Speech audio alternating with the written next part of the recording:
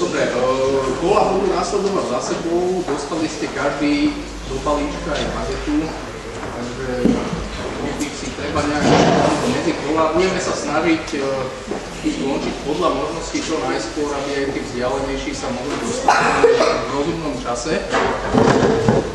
Vychádza to zatiaľ tak, že vyhodnotenie by malo byť okolo 16:30, možno ho stihneme aj trošku skôr, to ešte upresním pred štátom posledného kola. Budeme potrebovať takých 10 až 15 minút po skončení kola na prípravu diplomov, kde sa snívajú vyhodnotenia. Ja by som sa poprosil všetkých, aby sa, aj hlavne deti, nenaháňajte sa do toho vestibule, vonku je pekne, radšej bežte von. A potom to veľa do bufetu. A tak by som sa poprosiť rodičov, aby sa nerozprávali tuto hneď pri dverách, ak som bol máte veľkú miestnosť v bufete, tam sa môžete debatovať, komunikovať, a to je záhodné. Aby ste mali čo najväčší kľúč, že keď nás polovicu sú menej než včera. No a oplatí sa snažiť, pretože ocenení budú aj najlepší jednotlivci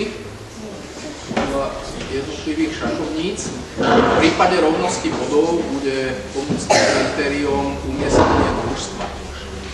Takže držte palce aj svojim spoluhráčom.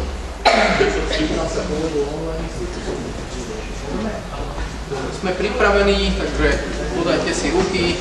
Veľa úspechov, čierny spustí hodiny.